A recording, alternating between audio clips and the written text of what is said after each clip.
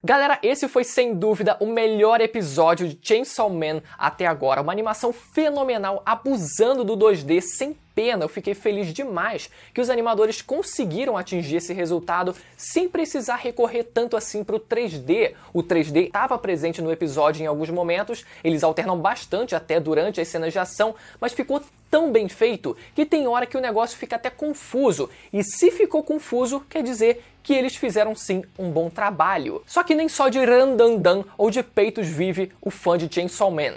Ou eu tô errado? Talvez eu esteja errado. Não, Bruno, pode ter certeza, eu vivo assim, só de randandan e de peitos, pode ter certeza. Tem muito detalhe bacana pra gente comentar sobre o terceiro episódio, então fica até o final pra não deixar passar nada. E já chega, como sempre, ó, serrando o botão de se inscrever no canal e de ativar o sininho, ó, randandandandan. Toda semana vídeo comentando os episódios e vídeos extras também, hein? Essa semana vai sair aquele vídeo.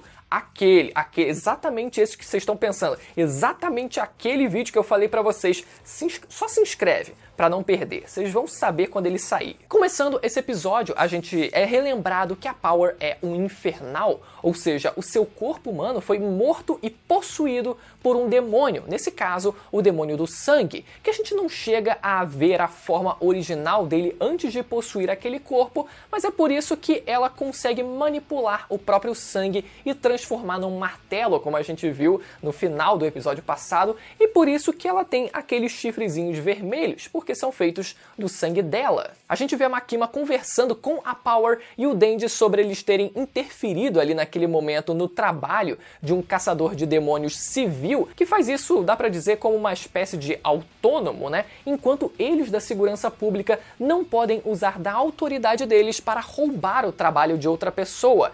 Então dá pra dizer que quando uma pessoa é encarregada daquele caso, ela tem o direito de resolver aquele caso, a não ser que ela talvez não consiga resolver naquele momento e assim precise de ajuda, mas para que eles não abusem das suas autoridades, essa é uma forma de manter as coisas um pouco em ordem, né? Parte da burocracia da coisa que eles trabalham. Mas isso faz com que a Power e o Denji, eles se desentendam como se fossem crianças numa sala de aula e a Makima ali tendo que assumir o papel de educadora, como se fosse uma professora mesmo, né, em sala de aula, tendo que controlar a criançada para que eles não brigassem. Foi uma cena engraçada, né, deles dois. Não, foi ele que falou para eu fazer isso. E é aqui que começa o arco desse episódio, né, que é o Denji e a Power não se bicando direito logo de cara até o momento em que eles percebem que tem uma coisa em comum no final do episódio, né? Então olha só que legal que a gente vai ter essa transformação desses dois personagens logo nesse episódio. Vamos lá. A gente vê nesse episódio a Makima explicando, né, como é nivelado o nível de força de um demônio. Esse foi um detalhe interessante pra gente começar a entender essa parte, né? E ela dá um exemplo. Por exemplo, um demônio do carro seria mais poderoso que o demônio do café, porque as pessoas têm muito mais medo de serem atropeladas do que adquirir uma gastrite tomando café, quem sabe, né? Mas quanto mais medo as pessoas têm de alguma coisa, mais poderoso é o demônio que encarna aquele medo. Naturalmente, o demônio do carro, teoricamente, aqui no exemplo dela, seria mais poderoso que o tal demônio do café que ela estava tomando, sem entornar, inclusive. E nesse momento, o Aki, que estava dirigindo ali, aproveita esse momento para reafirmar como ele achava o Denji uma criança por causa da inocência dele de achar que pode fazer amizade, que poderia fazer amizade sem problema nenhum com demônios, o que vai se provar uma meia-verdade ainda nesse episódio. Mas se o episódio passado foi dedicado para o Denji conhecer o Aki, esse é um episódio feito para o Denji conhecer a Power. E é por isso que a gente vê somente eles dois juntos durante quase que o episódio inteiro praticamente. E é só depois que a gente vai ver esses personagens interagindo melhor todos juntos. Mas por enquanto uma coisa de cada vez. O episódio passado foi com o Aki e agora nesse episódio com a Power. A Power então pede ajuda para o Denji para resgatar o gato dela que havia sido sequestrado em troca de uma coisa: deixar ele pegar nas peitolas dela. Meu amigo, é nesse momento que o Denji já fica, eles estão deixando a gente sonhar, hein? É agora que a gente vai pegar esse demônio na porrada. Onde já se viu? Onde já se viu? Sequestrar um gatinho? Vamos lá agora resolver esse negócio. A justiça tem que ser feita. E o mais engraçado de tudo é a Power super comprando a reação do Dandy, tipo, toda impressionada. Oh, oh, oh! Como se ele tivesse realmente engajado na batalha. Então, os dois seguem até o covil do demônio, mas não antes, na verdade, da gente apreciar um dos frames que se tornaram mais marcantes em Chainsaw Man, que nada mais é do que o Dandy e a Power sentados no banco do trem, com um espaço vago entre eles, que serve, para simbolizar, para ilustrar como eles ainda não têm intimidade, para sentarem tão perto assim um do outro, tanto que nessa hora mesmo eles tentam conversar e o Dandy mais uma vez reforça como ele tem a certeza de que não vai conseguir se tornar amigo dela. E ainda mais irônico, considerando que eles vão sim se dar muito bem daqui pra frente. Mas o que eu acho que deixa essa cena tão marcante é pela casualidade que ela traz, Me lembra muito aquela cena da viagem de Chihiro, quando a Chihiro ela pega também o trem e tem aquele momento bem sereno dela viajando, que é uma cena onde basicamente nada acontece, mas por conta desse vazio é que a gente consegue curtir um pouco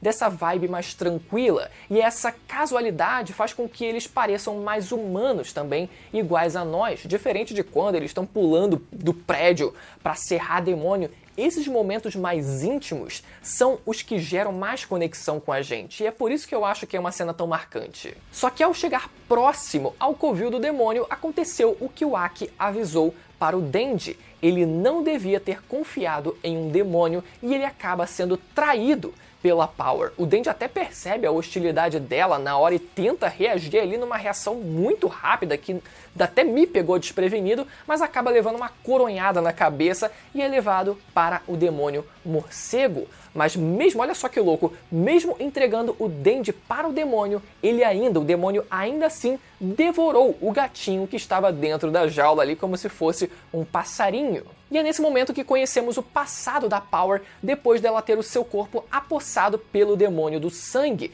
Infelizmente a gente não vê a forma original do demônio do sangue, mas em compensação a gente vê a Power, bom, digamos, assim como ela veio ao mundo, pelo menos o seu corpo humano, A gente vê quando ela conheceu o seu gatinho e cuidou dele como se fosse o seu pet, e é nesse momento, é aqui que o Dandy e a Power eles descobrem um laço em comum, um fator em comum entre eles. Ambos só tinham os seus pets com quem conviver, e quando o demônio come o gatinho dela, ela sente a mesma coisa que o Dandy disse sentir, e a Power ainda tinha feito desdém daquele sentimento antes, Na verdade, do Dandy dizendo que carregava o Potita dentro dele ali no seu coração, e a Power dizendo que isso e tá morto era a mesma coisa, sabe? Que não valia de nada. Mas agora ela quebrou a cara, agora ela sabe o que é perder alguém que ela ama. E a única coisa esquisita foi o intervalo de tempo entre o flashback e o dia de hoje que a gente vê nesse episódio. Tipo, fazia quanto tempo que o demônio morcego tinha sequestrado o gatinho dela? Se ela depois ainda precisou conseguir ser contratada pela Makima e teve toda uma sequência de acontecimentos, tipo, santa paciência do demônio morcego em esperar que ela trouxesse a tal carne humana pra ele, E ele lá guardando o gatinho dela sem problema nenhum, confia que vai ficar aqui guardadinho, e realmente ficou. Só que é aqui que a coisa despiroca de vez, o demônio morcego não só devora o gatinho, mas devora também a Power, e terminou o episódio com ela ainda devorada. A gente não viu qual vai ser a consequência disso. Será que ela foi realmente devorada? Pelo amor de Deus, E antes da gente ir pro clímax, vamos falar da animação, porque é nesse momento que, bom, a gente vê as maiores cenas de luta do episódio, Voltando um pouquinho no tempo, a gente tem frames lindíssimos no começo do episódio da Makima, enquanto conversava com o Dandy e a Power. Você vê a sombra nos fios dos cabelos dela, deram um volume muito realista pra ela. Tem os frames também muito bons dela no carro também, enquanto olhava pela janela. A gente vê também frame da Power no trem, enquanto o Dandy olhava ali para as peitolas dela ali. Reparem só, deixem os peitos de lado e olhem o nível de volume que tem na camisa ali ao redor do ombro, todo o detalhe das dobras e dos amassados da blusa dela, fora o próprio cabelo dela também ali, cara, muito lindo, muito bem detalhado, muito bem. Você vê o detalhe, cara, o cuidado que foi feito essas cenas. E mais frames dela também durante o flashback ali, quando ela tava com a lua ali também no céu, num plano mais aberto, em cima do telhado daquela casa. muitas cenas lindíssimas. E agora sobre as cenas de luta, gente. O Denji se transformando e a serra rasgando o rosto dele numa animação absurda, que inclusive tinha sido mostrada no trailer mais recente, se eu não me engano. Galera, rasgando ali, a gente vê o rosto dele se despedaçando ali. E durante a luta, o Denji ele consegue descobrir mais dos seus poderes, né? A gente vê que o Denji ele consegue retrair as suas serras caso ele queira. Não exatamente retrair, mas ele consegue, bom, deteriorar as próprias serras e assim voltar os seus braços à forma normal, à forma humana. E ainda por cima, ele tem força suficiente para segurar um carro com as suas mãos, então ele já começa a ter uma noção melhor dos seus poderes. Foi legal isso também. E é nesse momento, meu amigo, que a gente é recheado de cenas de luta maravilhosas. Lucas, coloca só as melhores ali, que uma hora a gente vê em 2D, uma outra hora o modelo do Denji tá em 3D, mas o resultado final ficou excelente. O Denji em momentos ali rodando como uma Beyblade para cortar o demônio. Sério, frames e frames ali, quando a gente vê, por exemplo, no final ele rasgando por completo ali, o demônio morcego ali espatifando, aquele foco ali. Um detalhe que eu gostei muito nesse episódio foram os frames do capacete do Denji, mesmo que em alguns momentos em 3D ficaram com uma textura